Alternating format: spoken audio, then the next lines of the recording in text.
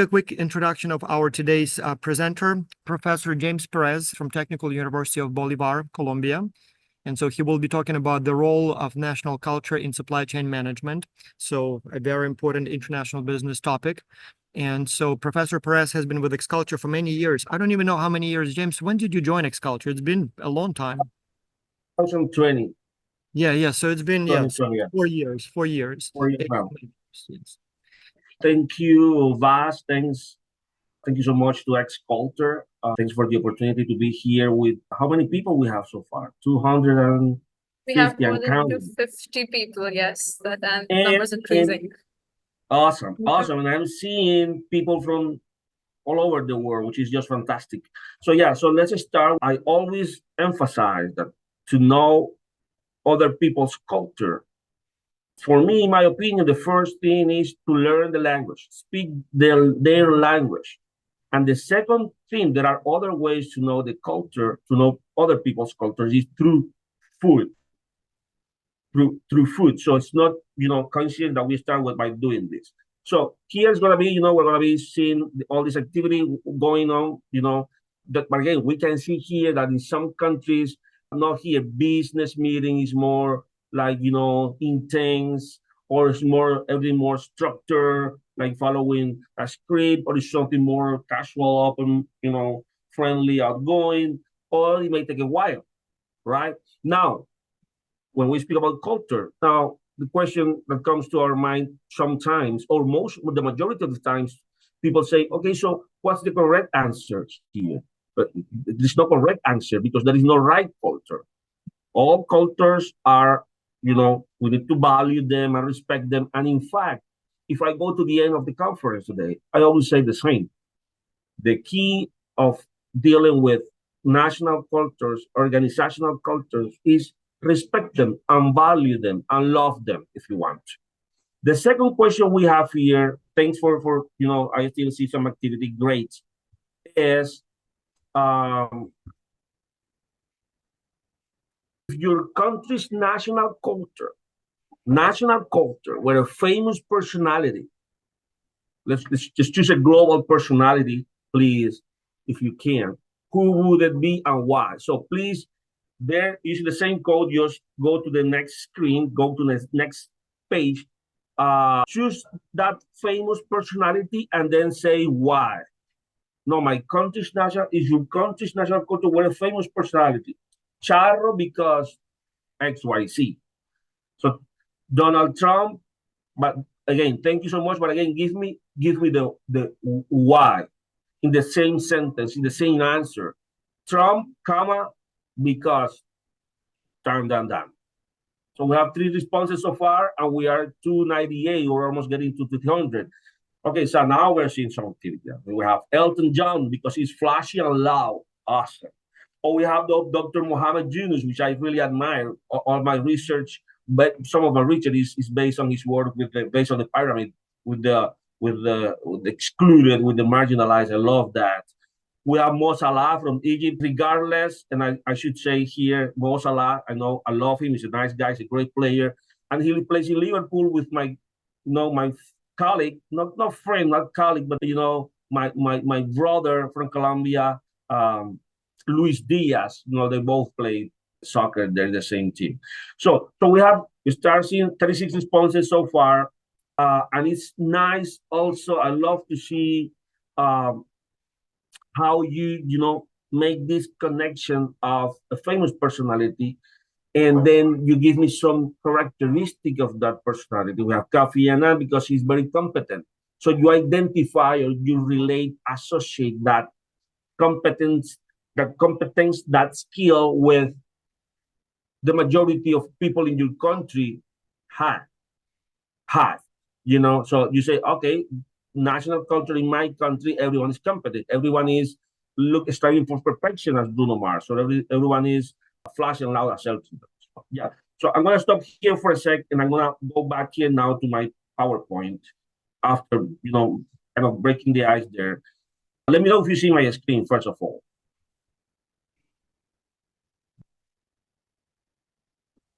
Are you seeing the screen, the PowerPoint? It's visible, we believe. Yes, Professor, it's visible. Yes, great. Okay. So now check this slide. Now we can see some emojis, right?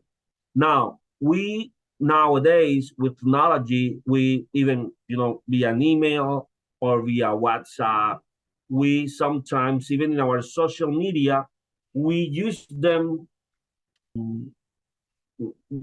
very sometimes with not so much care.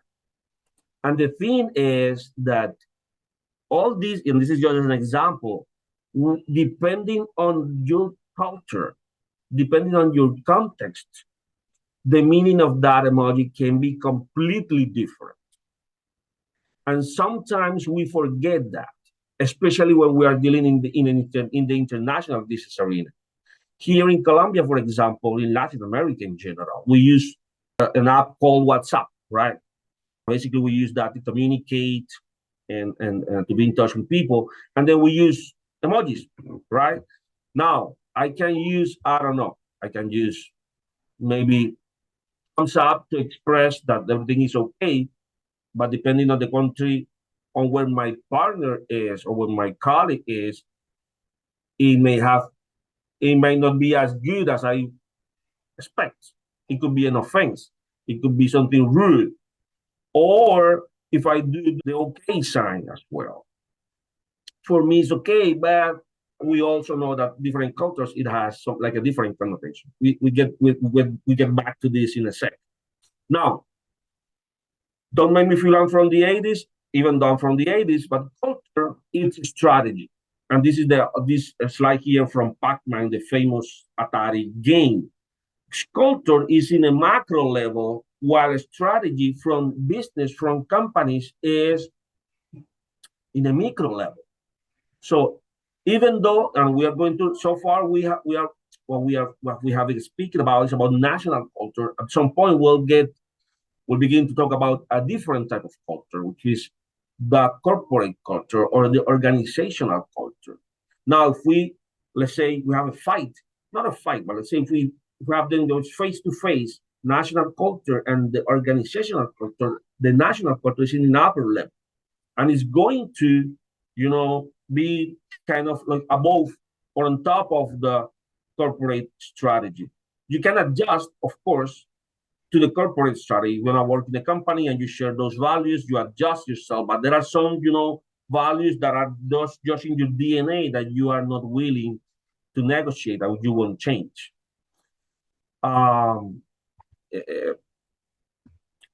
So again, that strategy, which is part of the organizational culture, business, if doesn't get along with the national culture, is bound to fail. Right? It is bound to fail. We need to reconcile, make them work. Culture we have been talking about for centuries, for decades. Some couple of definitions there, starting from the 80s, from the 19th century, and where Professor Tyler says, "Hey, culture is includes knowledge, belief, art, and the capabilities that are acquired by the members, by the humankind, as part of the society." But then we have Professor Hofstede, which is from the Netherlands, which, by the way, towards the end, I will share a very powerful tool that my students that participated in X Culture, they use that, and I always in my classes encourage students to use that. It's a very powerful tool when it comes to dealing with national cultures. I'll share towards the end. Professor Hofstede back in it started in 1984, but then in 2007, it's still working about this. It defines culture as the collective programming of the mind. What a powerful sentence! And then it adds that culture includes the systems of values, and values are connecting, like Legos, right? Are building blocks. They glue one to the other to the next one, and then that transform into the culture of the society. A system of ideas, which kind of like a framework for living. Or also we have like comes here, it says the whole body of values, beliefs, rules, etc. That specifically respond to a specific group, region, or nation. Perfect. Now, culture, it also have some keywords here. So keep them in mind. Values. We're going to have a quiz at the end as well. And I want the 320, 400 something students to get a, not because of the grade, but just, to show that we are, having here a good time and we're learning a little bit. So some keywords that you have to have in mind clear when it comes to culture. You have values, these ideas, abstract, that belong to a group. Norms, that's related to social rules. Then we have society, a group of people who share, a common set of values. We have folkways, routine conventions, and mores that are, that are norms and are key, are central to the living of society. So we have values, norms, society, folkways, and mores. Keywords, again, to keep in mind. Now, this table here is just to give an example, and I chose one country per continent just to give you, like, just the same place, just there in front of you, how, depending on where you are, values can be different. The norms and the folkways, of course, are going to be different as well. We share a lot, but we are different at the same time. So in the States, in North America, we have some values like, strive for the freedom, the equality, and they strive for individualism. Or in the meantime, we have Asia, for example, where collectivism and the harmony and respect for the elders, it's key for them. At the same time, just in values, we have in Brazil, in South America, how important is the social connection, the social interaction, the hi, hello, say hi to the neighbor, say hi, good morning, good afternoon, welcome to the party, welcome to the office type of deal. It's really important for us in South America. In Africa, the importance for elders, the community centers, community at the center, which is something that I would highlight at this point, something that I'm seeing that Africa has been exporting, and I'm seeing kind of like a nice trend there in the business community, at least in the global South, where we are putting communities at the center. Recent Nobel Prize winners, economic Nobel Prize winners, for example, they speak about institutions, but institutions and how they transform communities. It's a very powerful thing. But anyways, this is just to give an example. And again, you yourselves working in your teams, you have, and I also love that the thing that X-Culture does, they organize the teams based on, they put one person from South America, one person from Africa. Excuse me. Yeah. Please go ahead, Professor. Okay. Yeah. So yeah. So you yourself are a great example there. A definition of national culture, which we already covered a little bit about that. Collective mind programming. But that characteristic of national culture is that distinguishes differences from the members of one nation from others, right? So that group of values, of specific characteristics of a group of individuals belonging to the same country. And that includes what we already saw, values, beliefs, ideas, and more. So that's a national culture. Now, what does it have to do that in supply chain management, right? Now, when we don't have that clear and we begin to face cultural misunderstanding in a world that is more interconnected, and in a world where right now the computer, the clothes, the food that I'm having here, it's coming from some of your countries, and the same as well. They're your countries. If you take a look at your house, in your living room, in your office, the furniture, the equipment can be from here. We are interconnected every time more. But again, even and you don't have to be a multinational company to be aware of the role of national culture. Even people from the convenience store, people who, even beggars, people from that works in a small drugstore that in your neighborhoods, the progress they have there as a national culture, and they need to understand that the products, the services that we have so far are, behind that there is, a nice or a high amount of culture and national culture that we need to respect, that we need to respect in order to avoid misunderstandings. Now, when people don't do that, then begins, issues, challenges, problems, negotiations, and then you have to negotiate and renegotiate because of the frictions. That contextual difference, just speaking about the efficacy of supply chain management efforts, it will be, that will have an impact there. And not only in the supply chain management efforts, but in general in the running of the business. Now, when it comes to make decisions, and I also love, and again, X culture, and then how from other graduate we can expose students to the international arena and the challenges, and then how to deal with the cross-cultural management. Because again, in the supply chain, if you want to succeed, then will be the operation, but before the operation, then you will have to keep into account the national differences of the parties that are involved. Something to highlight here: the role of culture, the role that culture has had on international integration, standing for 30% of cultural mergers and acquisition failing due to that poor cultural management. But then now we speak about organizational culture, and then this is different from the national because this is from the company. This now it's come to the business, and then in a very short and concrete way, people define that organizational culture as the way we do things around here, the right way in which things are done, how we deal with problems, how we deal with issues.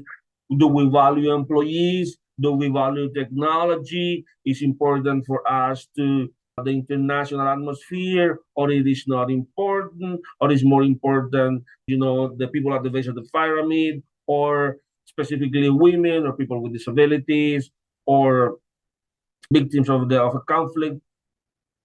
What are the values? Even faith is part of that organizational culture, or the DNA of the company. Now, that also can be defined as a pattern of some shared basic assumptions. You don't learn. We don't know if you say, for example, what is the organizational culture of IBM, of Yahoo, of Facebook.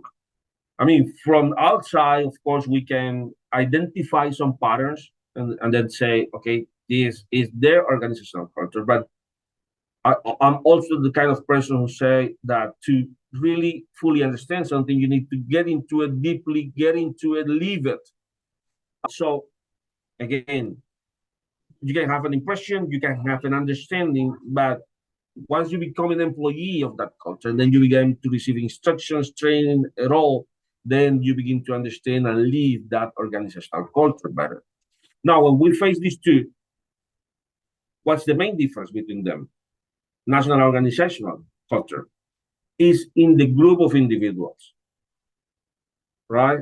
I can be from Colombia and I can be working for an American company, right? Of course, I adjust to the values of that company, but still for me, it's, what my values, again, are from, my values are what they are. I won't change them. I won't trade them. Now, in the real world, there are some people who sacrifice that. That's a different conference. That's a different talk. But again, it always makes me wonder. It makes me wonder, why you need to get to that point in a global world. In the current global world, I think that most upper management is aware of the differences and they value it. You don't need to sacrifice yours to adjust. Now, when it comes to logistic providers, those who move the goods, and when they begin to do that and they face cultural challenges in each region, then they will have impact the supply chain management. I remember, for example, back a couple of years ago when I was working with a case where when Walmart first started to their penetration, their international expansion, and they first started with Mexico. We all know Walmart. Most of the Western people know what Walmart is. And then what Walmart did is the great Walmart. They said, we need to expand. Let's go to a country that is close, and they went to Mexico, but they didn't succeed at the first time. They didn't succeed for many reasons, but one of them is because they say, okay, if this has worked successfully here in the States, we're going to mirror that in Mexico. The same way we're transporting here the goods, the same way we are organizing the store, the same products that we sell here. Now imagine that, just picture this in your mind. Clothes, when Mexican people were going to Walmart to buy clothes, they were, finding clothes that was for winter. Hey, here we don't have winter in Mexico. Or when they went to the sports section, they had like rugby, or we don't play that here. So because of that cultural difference, even like the logistics transportation, because the roads are not the same in the States that in Mexico. The roads are not the same in Australia than in Peru. Even that, the road, the conditions of the road, they didn't have that into account. So if you add that at the end, they had to stop.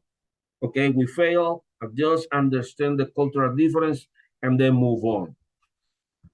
Those misunderstandings in business can, lead business to loss of money, and loss of contracts, and loss of business. If we get to that point, of course, eventually we'll face that. Now, again, managing cultural differences is right now, nowadays, a top issue. Top issue in logistics, a top issue in supply chain management. We need to make it work, but we need to understand and, adjust and make them work, make them speak those cultural differences. So it's instinctive. Now, I love this, also this register. Sometimes, most of the time, if we were, here face to face, or you can also share that in the chat. We can be here talking for hours about cultural differences and stories, cultural differences, story that, it happened to me 20 years ago, 30 years ago, and we still make jokes about that. Sometimes it's funny, but when it comes to business, when it comes to money, maybe it's not that funny.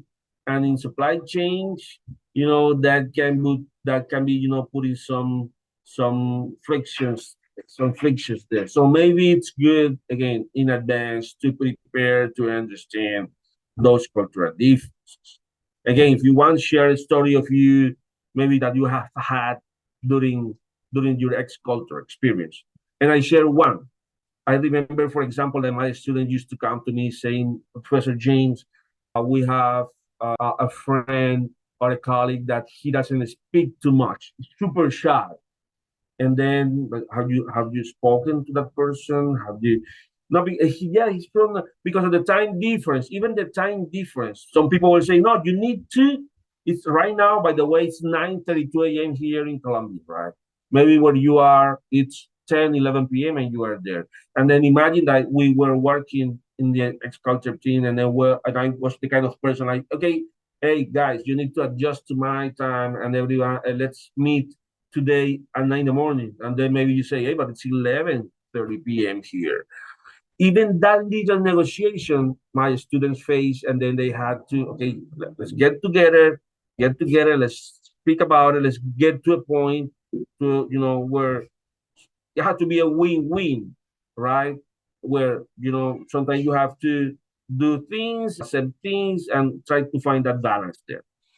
So examples here, and I know maybe we have people from Mexico, from Central America, like once, for example, in that region, religion here, the majority is Catholic. Some workers said in a factory, in a supply chain facility, hey, I don't want to work here. and and they began to protest. I don't want to work here because that warehouse, that facility, I think it's haunted. I think there are ghosts there. Now, what would you do with that? What would you do if you are having your supplier, your main supplier is in one of those regions, and one day, Monday, you're waiting for the part, for the components, and then some. No, there is a protest there. And why is the protest? The salaries or no. The protest is because they want us to pay for a priest to go there and then perform an exorcism. Here we're talking about money. Every time you stop, it's money illusion. Or here, for example, another example, or how a deal or a business can go wrong. If, for example, you're doing business with your Japanese counterpart, and then invites you to, before signing the agreement, hey, let's go to the Japanese version, let's go Hashigo, or the Japanese version of a pop roll, and then maybe you say, no, but I don't drink. You know how important for some cultures is drink, because they say when you drink, and especially when you drink a lot, you begin to show the real personality. So you don't drink, the other person wants you to drink, there you have an issue here. Eventually, the cultural difference that basically needs to be, worked out, needs to be spoken until you get to a point where you explain how much you value their culture, but at the same time, and I know they will understand why you don't drink, because maybe it can be because of faith, because of religion, whatever the case may be. Another example here in the original table, we also saw that how countries in the east, in the west, some countries in this example, China, is more collectivism, the harmony of a group.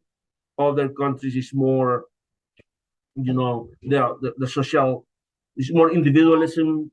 And again, we need to understand and value that. Also, the punctuality. Some Nordic countries, punctuality is super important, right? If you say 9 a.m., a clock's gotta be 9 a.m. And being late, then you start with the wrong foot. In some countries, in African and South American continents, some countries here, you are going to see that one of my colleagues is from Germany, for example, and sometimes, and there is even a difference between the private and the public sector. Here in the public sector, you say the meeting is at 10 and it's 9:20, and maybe it hasn't started.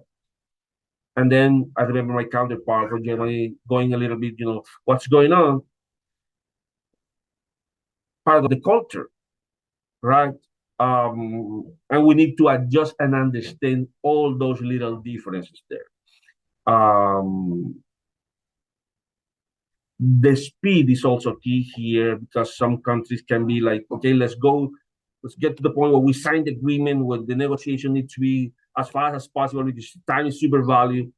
And then you want to rush the other side. That could be rude. You need to understand the times, the pace of every country based on their culture to go into, people's directions. Hierarchy, collectivism, individualism. I'll show you a little bit with the example of Professor Hofstede. In some companies, is super key, it's essential. Seniority is key. Even so, I remember I used to work for a company, and then one day, one of the customers said, "Hey, I don't want to deal with this guy, with one of our salesperson, because I want someone older." And then we need to what? Okay, we need to switch. But you take this agreement and you take the other one, and we didn't lose. We didn't want to lose the agreement with that Asian customer. This one we already speak about that. Now, scenario one, quickly here. You are on vacations in Greece, playing soccer with a few locals there, and after your teammate scores a goal, you give him a thumbs up. What did you say to him? What did you say to him? Give me the chat options.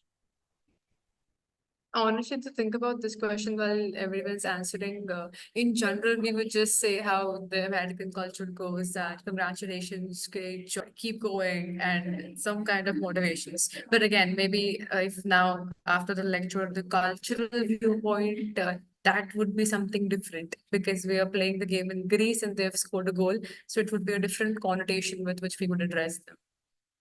Great, good. Thank you. Yeah, and some of you raise, hey, yeah, good job, great. Keep going. What do you say to him? Now, unintentionally, without wanting to put up for us, thumbs up is 5, but unintentionally, what you're saying is up yours. Scenario 2. You're dining in Germany, the waiter asks how your dish is, or was the food. You're showing and don't want to be rude, and you give him the okay sign. But then the waiter goes super, really mad at you. What? Okay, it's fine, it's perfect. For them, you really just call him and. So again, remember we started with the emojis thing, and sometimes why, depending on where you are, you need to understand that in order to avoid those misunderstandings. I'm going to share this slide with you as well, so you know some good example there. What the okay gesture means in one country, what means in a different country, the thumbs up, or the hook and horns, or waving your hands, or the peace sign. For us, it's peace, but in other countries it may have a different connotations. This is more of that. A book that I want to, well, a book kind of like a paper I want to recommend when culture doesn't translate.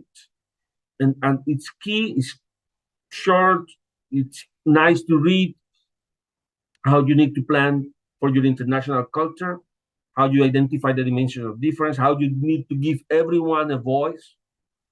Everyone has a voice. How you need to protect your most creative units. Doesn't really matter the culture team, or how to deal with the culture in that point, how to train everyone in key norms. Because again, how many countries in the world, you are not going to be super expert in all the cultures, but depending on where you are, where the customer segments, then you're going to focus on that. But at the same time, the most important is to understand the value of diversity and respect other people's culture, other people's opinions. The most famous cultural frameworks, I'm going to end with this, Hofstede, and a more recent tool is the GLOBE project, the Global Leadership and Organizational Behavior Effectiveness. And this is the tool that I just mentioned about the Hofstede for the country comparisons. If you can go to the website, well, I'm going to share that later today. But if you go to the website, it's going to look like this. And it's super nice because you can do, and again, my students use that for the X culture activity. You can select a country, and I haven't been to, I don't know, to Albania. I don't know Denmark, whatever the case may be. Here, you select the country. I don't know. I saw some people from Australia. Let's choose Australia. And then it's going to give you, like, a grade depending the 6, axis or the 6.6, dimensions of the model. One is the power distance, and then below it also says like a little explanation of what is power distance, what is individualism, what is the motivation for achievement and success, how uncertainty, the uncertainty avoidance, how is that characteristic there in that country. All the same for longer term orientation or indulgence. Here below, then you can have like Australia and an overview. Here you click there and it gives you more details.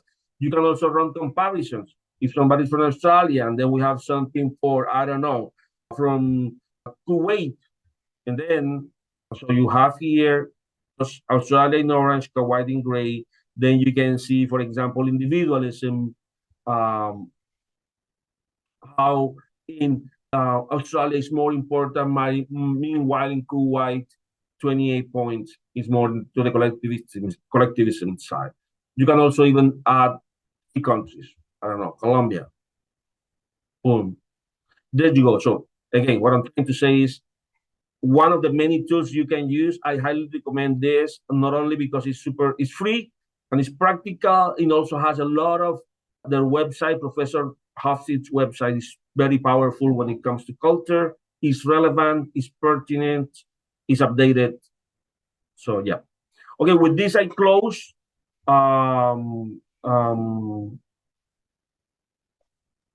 I think, Professor, thank you. It's great that you shared the tools and all the links. It's great to have them. Before we move ahead, we have a few questions that students have asked us in the chat. And if you have the questions, please send it via the Q&A or the chat box. So one question is from a student. The culture factor springs from the history that the country has had. So its resources, its relationship with other nations. So was that also introduced by Hofstede?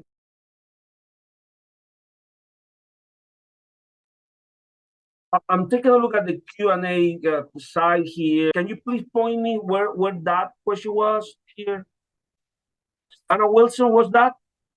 The chat box, I'll just tag it once again so you can have a look at it as well.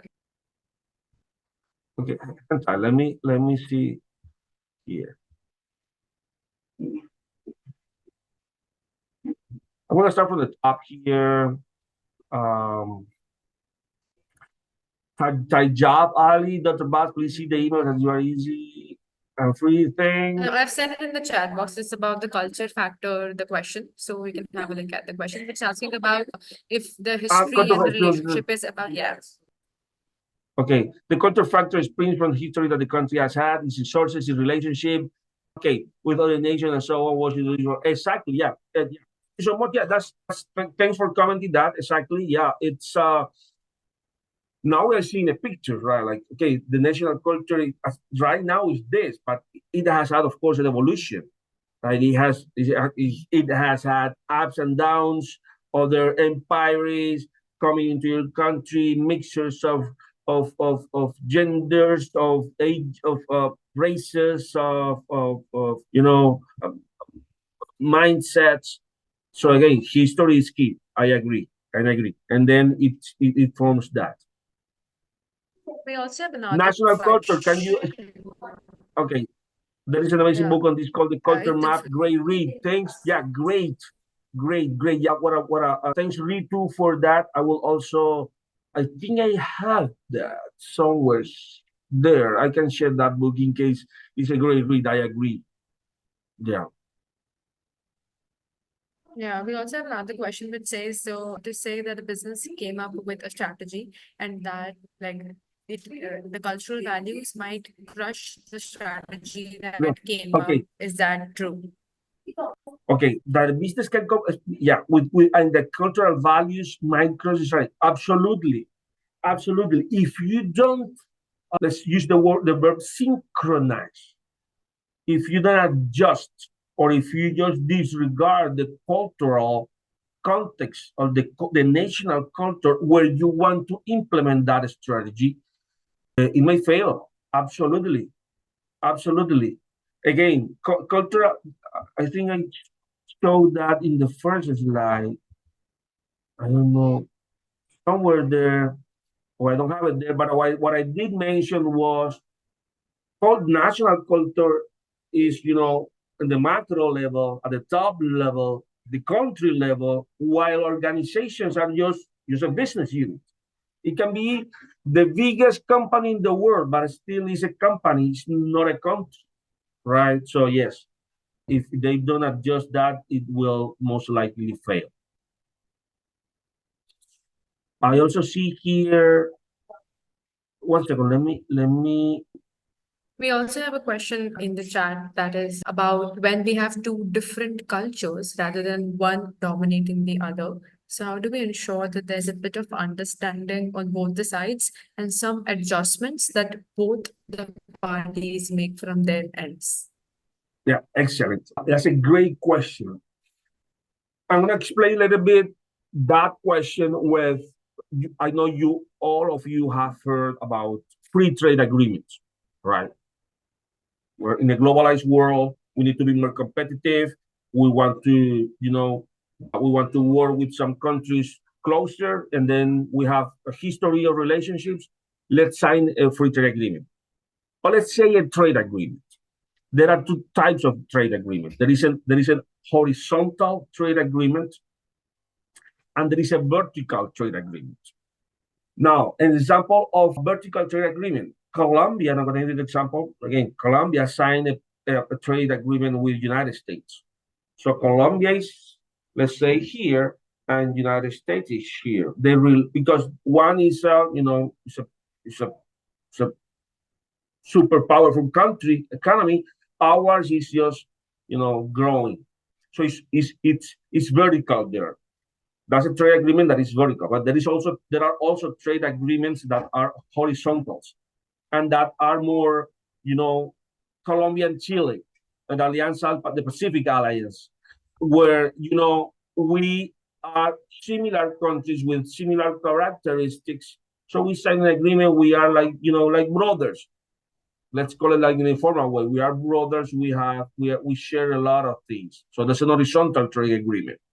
Now, the same happens regarding your question here, when we have two different cultures, right? And there is one that is more powerful. Now, when we spoke about culture, and then in business, we also need to include into the equation the negotiation, right? Again, it's not a matter of sacrificing and saying, hey, I will accept everything you are proposing. And especially because, again, it could be something that margins are super high, profitability is super high, but it's against your norms, your values. You won't agree to that. So again, business is business, right? And money talks. You want to, negotiate with your counterpart and get to a point where they will do the business, but I don't want to sacrifice anything, or especially key factors on my side. So some adjustments are required. What I'm trying to say here is that the negotiation is key, that the open negotiation, that the cultural factor is something that really needs to be brought up if required. Most of the time it needs to be done like that. And some adjustment will need to, happen. Also remember that in negotiation, we seldom see, especially in the international business arena, the first proposal, it might not be the best one. What I'm trying to say, it's sometimes it takes time to get to a point where we both agree, like, this is what we need to be done. What we said during the talk, you shouldn't rush anyone to get to that point. So yeah, adjustments need to be made. Absolutely. And we'll just take, I think, one more question since we are short on time. It's about most of them are asking, can we explain the difference once again between the national culture and the organizational cultures? Perfect. Absolutely. I'm gonna show you here, like the screen here. I'm still showing that. Yeah. National culture, mindset, values, beliefs from the people that belong to the same country, right? I am from India, so the Indian culture, we have these values. The majority of us, we share these values. But the organizational culture is the culture from the business. It's the way the employees do things in that specific company. Now, can be a company that has a specific organizational culture into, again, always in the international business arena of field. There is a national culture, and the business, the entrepreneurs, they need to work under that national culture. That's like the big umbrella. You see what I'm saying? So you need to adjust to that. You cannot go to this country and, okay, I do things here and it has been successful in my country, and my organization has been successful here, and I'm going to do the same and going to mirror that in your country. That it doesn't work that way.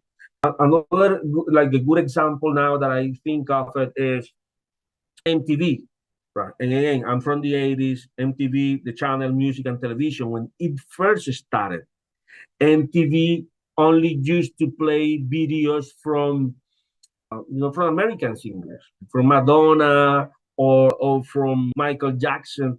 And when they first went to Europe, they had great challenges because they were playing the same videos that they were playing in the United States. They were playing those in those European countries. And what happened was nobody was watching MTV because they didn't know who Michael Jackson was, they didn't know who Madonna was. And then what MTV had to do is, I'm going to adjust my programs, my videos to the local singers. I'm gonna show, and I'm gonna have here the local, bands. So again, that's another example, or there you go with another example of why trying to impose you in the international business field, it doesn't work that way. There are some some strange cases where you can somehow try to change national culture, but it's really hard. Those are the exceptions to the rules. I think that is a great answer to understand the differences as well. And so thank you so much, Professor. And if all of you have some questions, feel free to reach out to admin's email. We try to answer them as well. We have another session. And thank you so much once again, Professor, for sharing your valuable insights. Thank you, and thanks everyone. And remember, super key is learning languages. I highly encourage all of you to learn as many foreign languages as possible. French, Portuguese, Chinese, you name it. So thanks for attending. Thank you so much. Have a nice day. Yeah, love you all.